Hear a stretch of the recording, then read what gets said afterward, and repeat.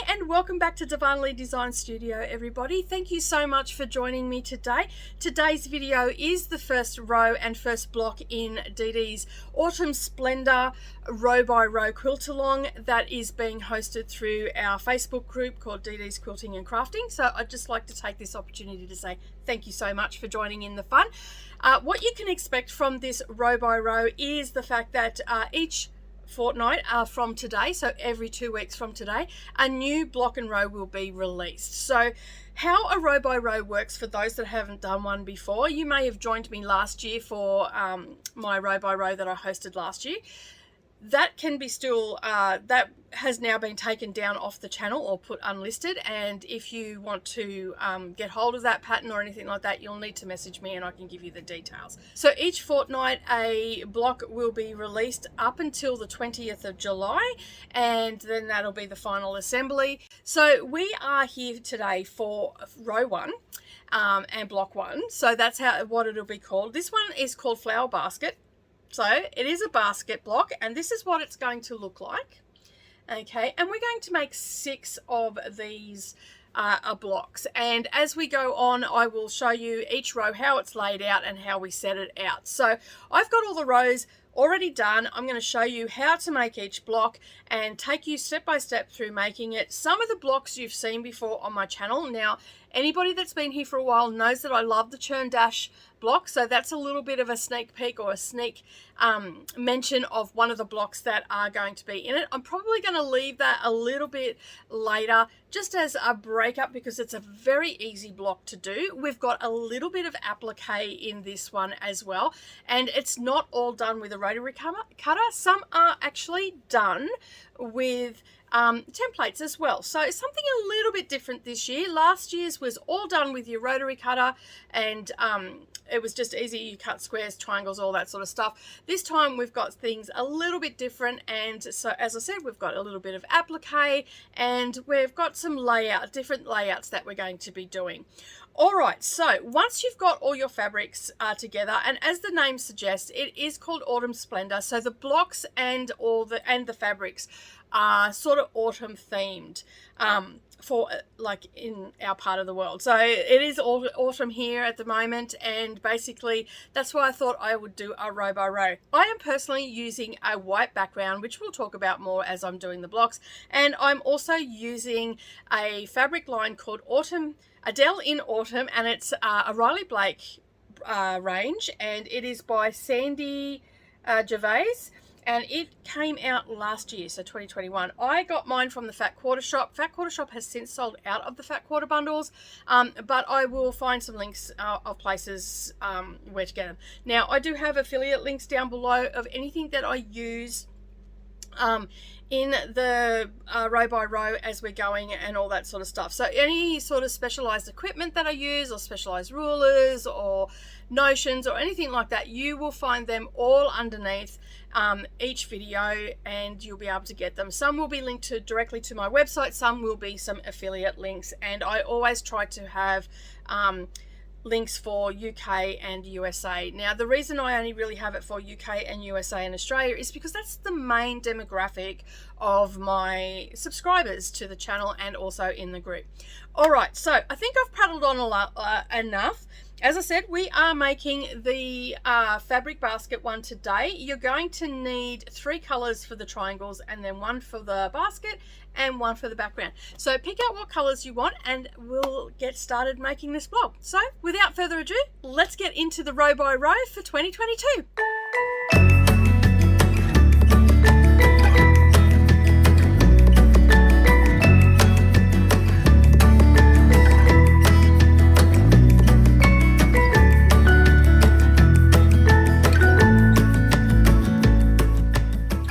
So excited to be starting this row by row with you all. Thank you so much for joining me. So if you haven't already, you need to print off or save your pattern. Once you've got your pattern, you're going to need a few other things. You're going to need a rotary cutter, a quick unpick, some pins, marking devices, just general sewing supplies to do the row by row. I don't use too many specialty items. I like to do things nice and simple. I'm a simple girl and that's the way I like it. You're going to need a couple of rulers. Now I have a couple of favorite rulers of mine. This yellow one here, which unfortunately I can't seem to get anymore. It seems to be always out of stock, or they're just not, it's not in our buy book. So this has got a really good 45-degree angle on it, going from one corner to the other. So if you've got a ruler like that, by all means grab that. Your OmniGrid also has it as well. So you can see here they've got a very clear 45-degree angle going across it. I'll leave a link down below where you can get the OmniGrid ones. So out of my ruler, I use this one because it's easier to see on camera, but either way I use either one of these rulers. You can get many of them, but you want to have one that is at least 6 inches or bigger. Okay, so I've got this 6-inch one, and then I've got a 6.5-inch one, and I do believe, and I don't know where it is right now, but I have a smaller OmniGrid one as well. I believe, I think it's a 2.5-inch. That's really good when you're working with really small things. So make sure you've got a couple of rulers. Obviously you want one that's a little bit longer so you can cut the diagonal on some of your bigger squares as you're going throughout the row by row quilt-along. I will leave a link down below for a really good set that a couple of my friends have got. They've said they're really good value. I'll leave that down below for you. And any other specialty thing that I use. Need a quick unpick, some thread snips, as I said, a rotary cutter, some scissors if that's what you prefer, some pins. Another set of pins that I like to use are these fork pins, and if you joined me for last year's row by row, you know that I'm a huge fan of these, and I've only just recently started using these in the last couple of years, and they have made such a difference to my patchwork, especially when working with triangles or 4 patches and things like that, where you've got to be very accurate with your joins joining up. I absolutely love them. I also like to use flat pins as well, just for pinning along long rows or anything like that, where I might have to join a couple of rows and there's bits that I don't really need to focus on, but I'd like them to stay in place, and I'll just use my flat head flower pins for that, or alternative I'll use these little glass head pins. More often than not I use the glass head pins because they don't burn if I forget to pull one out and I iron that. So that's generally what's in my little pin cushion there. If you want to know how to make that round pin cushion, you'll find that linked up down below as well, and also carded at the top. And all it is just a little round pin cushion, and I got a glass container and I just put it in that, and then that way I don't stick myself, and it comes in and out, so I can pull it in and out to give it a dust. Once you've got all your sewing supplies in there, you're going to need matching threads as well. Mustn't forget that. You're also going to need an iron and an ironing pad. If you don't have an ironing pad, just an ironing board will be fine, or even a towel just on your bench. That works too. And you want matching thread, and you're also going to need, very important, your 1/4-inch foot. Now 1/4-inch feet, they are different on every machine. This is a Singer machine that I'm using. I'm using the XL400 Futura. It's a combination embroidery sewing machine, and I just use it as a sewing machine these days. This is the Singer one. You can get some that have got guides on them. You can get some that are 1/4-inch on either side, so like on Benina and ones like that. But just make sure that you've got a 1/4-inch foot. It's going to make it a lot easier for you. Now, some people have a tendency to swap and change their 1/4-inch foot. If you start with this 1/4-inch foot, whatever you start with, stick with that. Try not to change machines, because not all 1/4-inch feet are equal. So whatever you start with, that's what you want to continue with throughout the quilt-along. As I said, you're also going to need a matching thread for that. But another important thing that a lot of people forget is a new needle, because you're starting a new project. You are going to be doing a lot of sewing. You're making 6 blocks, and then you're going to sew it into a quilt, and so you want to have a brand new needle in there. And my recommendation is an 80, which I believe is a 12 in the old scale. So yeah, I use the metric scale, which is 80. So once you've got all of that and you've done all the cutting of your squares and rectangles, we're going to do some cross. So you've got squares and triangles sitting in front of you, and I've got triangles. So how do we get those triangles? Basically, all we're going to do is take our squares, and I've just got a little bit bigger square here just to show you. And when I say cross cut something, we're going to take our square, and then we're going to take our ruler, okay, and we are going to cross cut that. Now you can do that on the back side or the front side, it doesn't matter. You don't need to necessarily mark a line. You can just place your ruler on there, and this is where the 45-degree angle rulers that have it going both ways, and my OmniGrid one gets a definite workout for this one. I just make sure that I can see that my fabric is lined up straight, so it's not crooked like this. So I'm not going to cut off away from the corners, because I want to aim to cut right into that corner. Basically what you're going to do with all your squares, because everything is cross cut, get our triangles, we are going to line that up like so, and then we're just going to go directly across. Okay, and you can see there that I have got now 2 triangles. All right, so once you have done that, you're going to do that with your large white piece, your large brown piece, your smaller brown one, and your smaller white ones, and then all the colors that are in your basket. And then eventually you will be left with just 2 rectangles, and you can set them aside for now. As I said, we are making the flower basket, so we've got to make some half square triangles. We're going to take our white ones, we're going to set our brown ones aside, and our white large and brown triangle aside for now, and we're just going to focus on the colored part of our little basket there. So basically what we're going to do, we're going to be using a 1/4 inch seam allowance throughout the whole quilt, and we're going to get our white triangles and we're going to pair them up. And for now I'm just going to sit them on top, making sure that they're right sides touching. We're going to do a lot of chain piecing throughout this quilt. I love chain piecing. It makes it really fast, and you get a lot done in a short amount of time. And if you're like me, we're all a little bit time poor these days.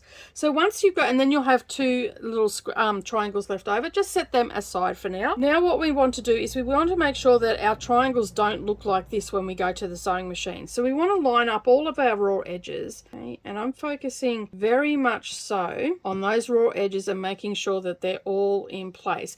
And all I'm going to do is just put a flat pin in, and that's just going to hold it all in place for me, and it's not going to move. Now we're going to be sewing this long edge here, and you can see that it's not quite even, so we want to really make sure that our pieces are lining up correctly, and then just pop a pin in, and that is ready to take to the machine. You may have to do a little bit of adjusting when you get to the machine, but you can see there that my raw edges are lining up, and I can't see my red fabric, and the white fabric is not going past either. Okay, so you want to do that with all of your triangles. Once that is done, we're going to head over to the sewing machine, and we're going to use our 1/4 inch seam allowance. Now we're going to chain piece our triangles together. I like to also use when I'm using especially with triangles, I like to just use a little bit of scrap fabric, and basically what that's going to do is that is going to just start me off, and it's not going to take the corner of my triangle. All right, we're going to line our piece up, making sure that our raw edges are lining up.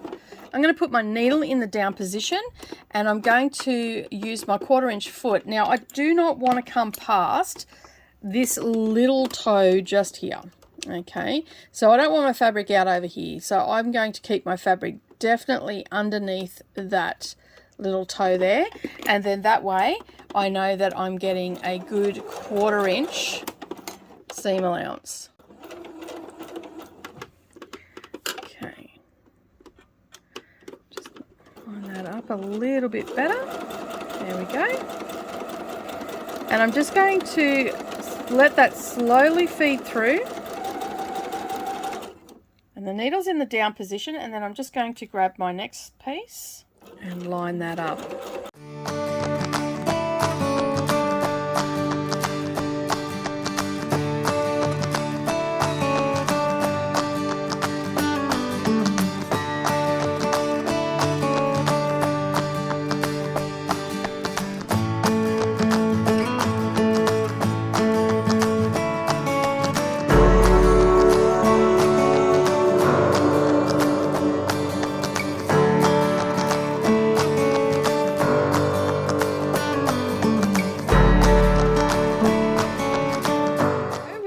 Sewn together. Now we're going to trim them apart. We'll need our square ruler. Grab your iron and your ironing pad, and next we're going to press them, and we're going to press to the dark side.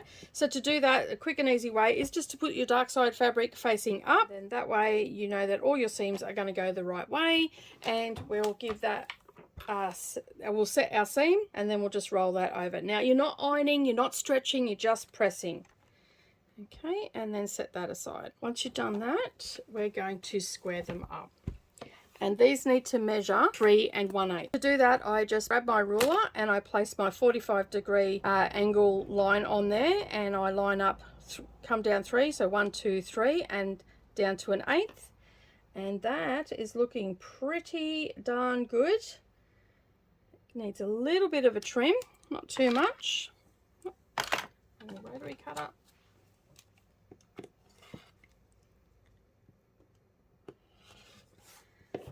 And then I'll come back the other way. Come down 3 and 1/8. Lining up on the seam there with my 45-degree angle line. And as you can see, you don't need to take a lot off. Well, if it moves, just reline it up again. And all I've taken off is just a little bit there. And that's just where the fabric's moved just slightly. Okay, so you're going to do that to all of your half square triangles. Okay, so as you can see, not a lot of rubbish come off this, so there wasn't a lot of trimming to do. You just want to make sure, as I said, you want to have that 45-degree angle going along your seam line here, and that'll give you a nice even amount of fabric on either side. Sometimes if you just line it up on one end, you get more orange or you might get more white. We don't want that. We want it to be even. So basically lining up that 45-degree angle on your seam will give you the correct amount on either side, and if you turn it, you'll get rid of all your doggies, and that's all you're going to be left with. So the next thing that we need to do is our layout, and you've got a little picture on your pattern where you can see what the layout's going to be, because we're almost ready to start finally assembling it all up. All right, so we're going to get our orange piece, and then our yellow, and then our red. You had those two white triangles left. They go in here. What we're going to do now, we're going to set our other triangles that are left over aside. We're going to assemble this bit here. So we're going to treat it like 3 rows, and we're going to just sew these together, and we're going to use our 1/4 inch seam allowance. I'm not going to show you a close-up again of that. You've already seen that for this block, so we're just going to continue on. So all you need to do is make sure that you put them right sides together and pin them together. You're not going to have to worry too much about seams nesting or anything like that at this stage.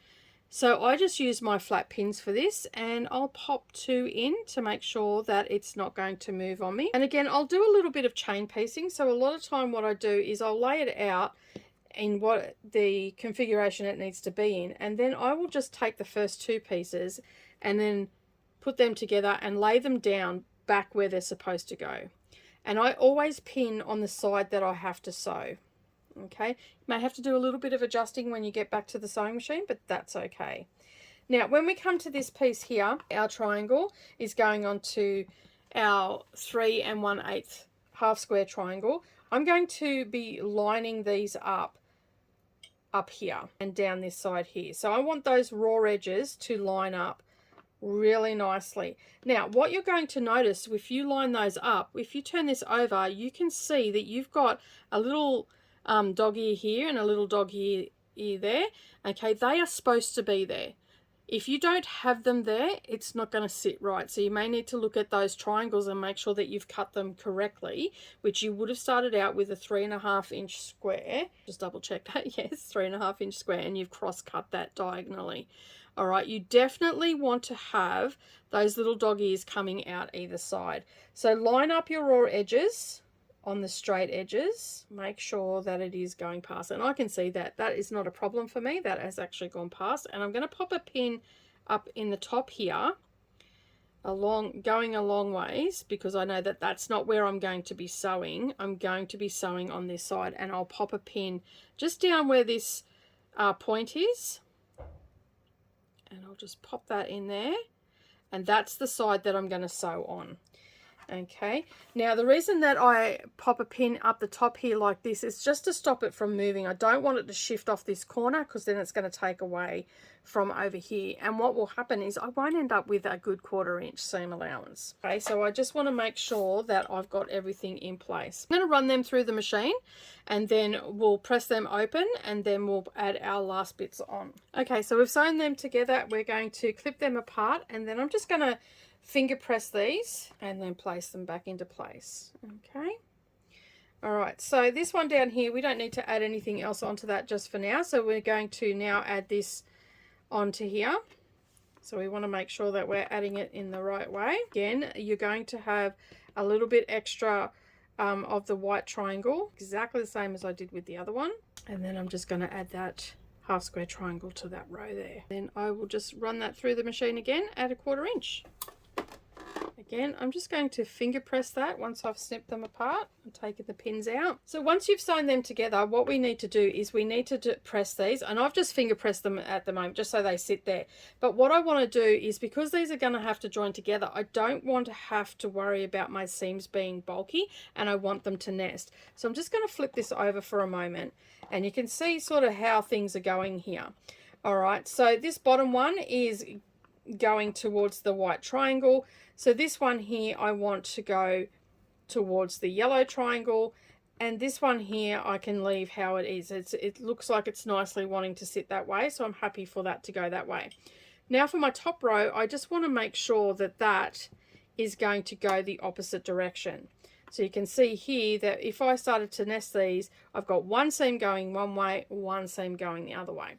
Now that's all you want to really focus on, because I have had a lot of questions about how to get them to nest properly and stuff like that with seams and all that sort of stuff. So that's why I'm showing you what to do at the moment.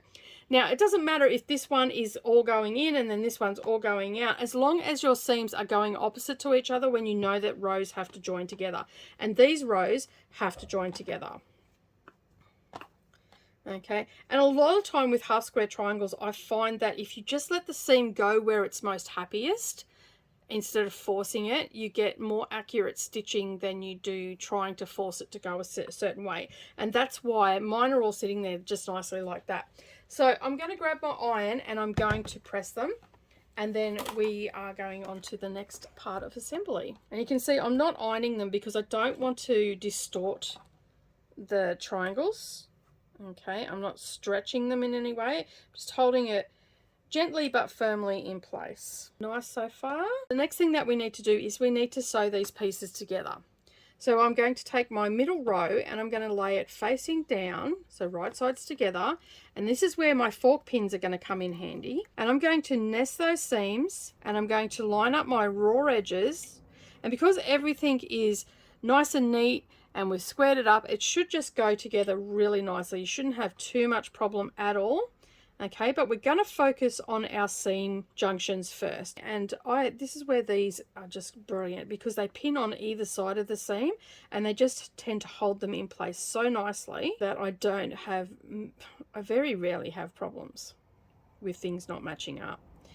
Making sure that they're all lining up, and again we're going to use our 1/4 inch seam allowance. Now I'm not worrying about what's going on down the bottom here, I'm just worrying about my seams at the moment, getting them to match up nicely. And I'll pop my pin in, my fork pin, and you can see that they go on either side of the seam allowance, and then that way I know that it's not going to shift any, because I found while straight pins are great, and I'm not saying that they're not, I find that sometimes when you remove the straight pin, the seam tends to move a little bit and then you get something that just doesn't quite match up.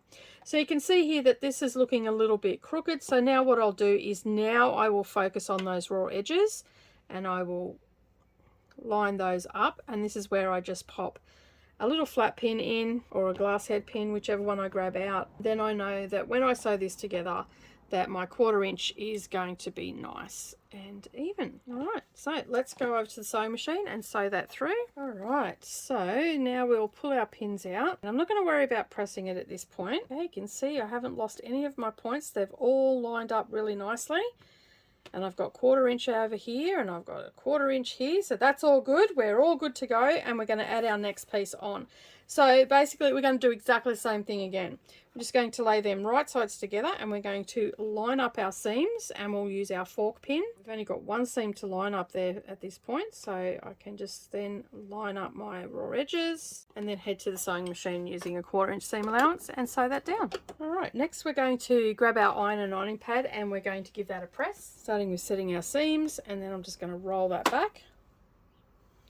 And again, it doesn't matter which way your seam goes in this one, but I'm just doing it whichever way seems happiest to go. All right, set that aside to grab our other triangles. Our flowers are done for our basket. We need now to create the basket, and so we need to turn this into a square.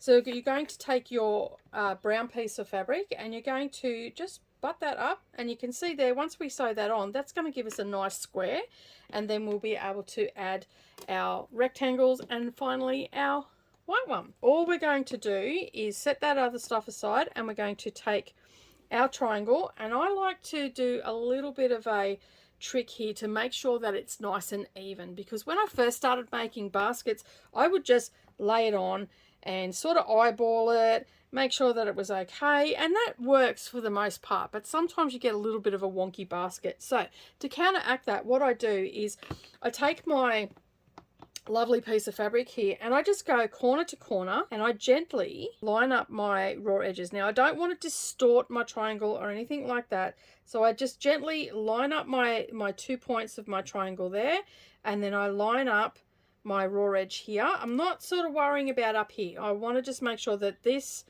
here looks like it's lining up. It's not sort of sitting like this, it's not sitting like that, that my points are actually lining up and my raw edge is lining up. And you can see I'm just holding my finger there and I'm just going to make a crease. Sometimes I might pop a pin in there. Most times I just make a crease. And then what I'm going to do is I'm going to take this one here and I'm going to bring corner to corner. Again, I'm not going to stretch it. I'm going to line up my raw edges, and that, if I've sewn that correctly and you've sewn that correctly, that should give me right where my juncture of my seam is. You'll see the stitching. You can't really see it because it's white on here, and that should give you your center. All right, and I'll open that back up, and as you can see, it's right at the point of that triangle. So that is where I want to line up the crease from this triangle here to the crease for that triangle there, and then I'll line up my raw edges. And again, you can see that this triangle is actually going past the fabric on either side. This is exactly what you want. If it's in too small, then your triangle is cut wrong, or you've cut these wrong, okay? Or these are too big. So this will be too small if it's not in there, or these are too big. So you need to check that you've cut everything correctly. Now I know that that is lining up, and you can see here that I've got, if I draw an imaginary line, that is going right, that corner is pointing right to that corner there. So I know that I'm good to go. And while I'm holding it there, I'm just going to pop a pin in that point, and I know that that's not going to move from that point now. And what I can do is now, so if it was sitting like this, this is not a great way to sew it. So we want to line up our raw edges, and we want to make sure that we've got a couple of little doggy ears going off the end there. We're just going to grab our flat pins and we're just going to pop them in. As I always do, I always pin on the side that I'm going to sew. I find it easier that way. I don't know why I pin like that. A lot of people pin differently to me, but that's how I've always pinned. It helps with me not turning it the wrong way. Basically, you know, we all get a little bit directionally challenged at times. So once you've got that pinned in place, and I know that I've got dog ears off either side, so that means I'm not going to lose my 1/4 inch seam allowance, and I'm going to head over to the sewing machine and just using my 1/4 inch foot sew all the way down. Okay, so once you've sewn that, remove your pins, grab your iron and ironing pad and just set that seam. We just do that by just holding the iron on that, and that just settles that seam down, and it'll stop the waviness that you can sometimes get from triangles. And then all I'm going to do is I'm going to push that out very gently, and I'm not going to stretch it in any way. We are working with a larger triangle. You have more opportunity to distort your triangle. And then I'm just going to press on that seam, move that out of the way, and you can see there that that is sitting nice and flat.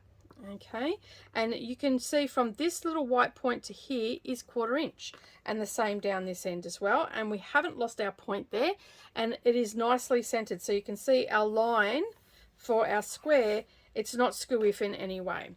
All right, so another thing I like to do is I like to get rid of my dog ears at this point. So all I'm going to do is I'm just going to place my ruler alongside my raw edges, and I can see that I'm not going to take away from any of my 1/4 inch seam allowance. There's my 1/4 inch. Okay, and there's my little point of my white triangle, and you can see I've got a little bit to play with there, but I don't want to take it off. I just want to get rid of those dog ears. Just makes it a little bit easier when I'm doing the final sewing. So I'm just going to take those off. Okay, and the same down this end as well. See that I've got 1/4 inch, and I'll just get rid of those. All right, so I actually haven't taken anything off the fabric at all, off the edges or anything like that. Once you've done that and that's nice and squared up, the next thing that we're going to do is we're going to lay out for final assembly. All right, so I'm going to lay my rectangles to here, and you just use your little picture that you've got on your pattern piece there. These are the components we're going to sew now. So we're going to put that triangle onto this one and that triangle onto this one. We'll sew the 1/4 inch, and then we will attach it to this square here. All right, now again, we're going to line up our raw edges, okay? And where our 90-degree angle is, we want that to be nicely lining up, because we don't want it to be a bit skewiff, because it won't match up to our little square that we've just made here. Now, again, you're going to have a dog ear hanging off. That is perfect. That's what we want. And then I'm just going to pop a pin in down close to that dog ear so it doesn't move on me, and a pin close to the top where I'm going to start sewing so that corner doesn't move on me. And then I'm going to do the same over this end. And I have made many of these baskets, and this section here, I always do it as it's being laid out, because, as I said, sometimes I get directionally challenged and I'll spin it the wrong way, and I don't want to unpick. So again, on our 90-degree angle there, we're going to make sure that that's lining up, and also on this edge here, we've got a little bit of a dog ear hanging off, so we'll pop a pin down that end so that doesn't move, and then we'll pop a pin up here at the corner, and then that way it doesn't move. And I know that my pins are on the side that I need to sew. So now when I go to the sewing machine, I can just sew that and not have to worry about it. All right, so we've done that. We'll take our pins out, and you're going to press, and I'm just going to press to the dark side. All right, so you can finger press at this point, that's fine, or you can use your iron. And when you finger press, all I do is just use my nail. I don't stretch, like I just run my nail along that seam. I don't tend to stretch the fabric or distort the fabric. All right, so you can see here when we lay it together, you've got, so you come in and you've got those bits that go past. So if we put this one up first, you can see I've got about a 1/4 inch dog ear there, and it'll be the same for this side as well. This is good. This is what we want, because this is not going to take away from this point here. All right, so we don't have any seams to worry about. So basically all we need to do now is take our first one, and I always start with the bottom. I don't know why. There's no rhyme or reason to it. It's just what I do. Okay, and if you do it a different way, that's fine too. All right, so we want to lay our raw edges together. And as I said, you can see we've got a 1/4 inch going past our square. We want that. That is our 1/4 inch seam allowance for when we add this other piece on. So we're lining up our raw edge over this side here, and also along the bottom here. And we don't have any seams that we have to worry about. Okay, but what I do like to look at with this when I'm putting it on, when I lay it down here, you can see that this dog ear is lining up with this seam here. This is a good thing, because if it's down over this way, your basket's going to look a little bit skewiff. Okay, so you want to make sure that that little dog ear is just lining up with that little block there, and that your raw edges are all lining up. Like, it doesn't have to be perfect, but if that's close to that seam there, you're going to have a nice symmetrical basket. It's not going to be off in any way. And believe me, you can see it if it is off a little bit. You'll see that one triangle's down a little bit lower than the other, and that's sort of just a guideline for me. It's just a little tip that I've learnt after making a few of these. These blocks are one of my favorite blocks as well. Okay, so I'm going to pop a pin in there, but I haven't secured it in place yet in case I need to move it. I'm going to lay this down here, and I'm going to pin this into place because I don't want that point to move. Okay, so I know that that's going to be fine now. I can see that that is lining up, and then I can focus on the rest of this raw edge going along. All right, so I'm going to head to the sewing machine and we're going to stitch 1/4 inch. We've stitched that together. We're just going to give that a press, and I'll set my seam first, and then I'm just going to roll that back. All right. Then we will add our next piece on. Again, lining up our raw edges, making sure that we've got a nice little doggy down the bottom here. Again, we're going to see that our seam here is sort of lining up with that. That's going to mean that our basket's going to sit nicely. And then we will pop our pins in. I always start down the bottom at our point because I don't want that to move. That is the most important, crucial part of the block. So we don't want our basket to look a little wonky. All right, heading back to the sewing machine and stitching that down. All right, so once you've sewn that, we're going to give that a press as well. Again, set our seam. And when we roll this back, you'll be able to see that we've got a nice point of this triangle down here.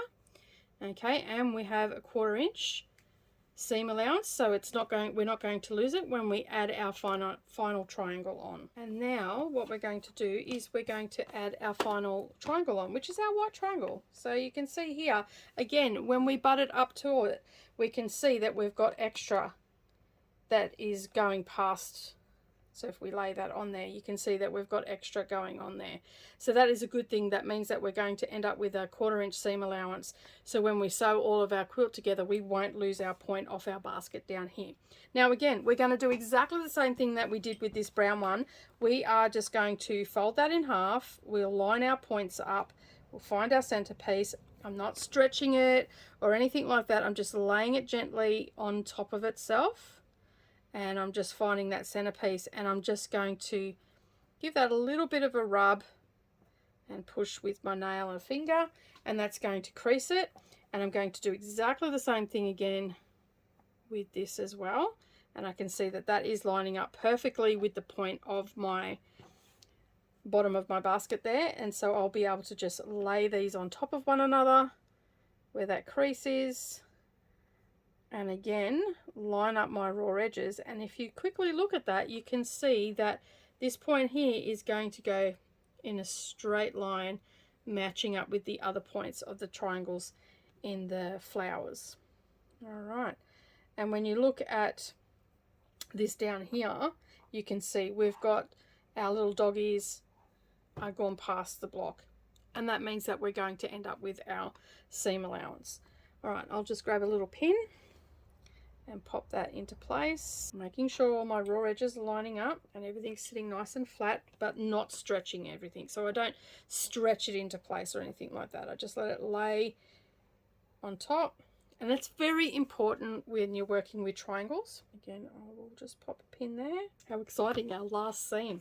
All right, now head over to the sewing machine. Again, we're going to use a 1/4 inch seam allowance. Really focus on that 1/4 inch seam allowance. It makes all the difference when you're sewing things together. All right, so once you've sewn that, we're going to get our ironing pad and our iron, and we're going to give it one final press. Okay, and I want my it to go to the dark fabric, my seam to go to the dark fabric, so I'm going to not have a seam down here. You won't be able to see that through the white fabric. Sometimes it's unavoidable, you can't get away from that. Once you've pressed it all down, you want to square that up.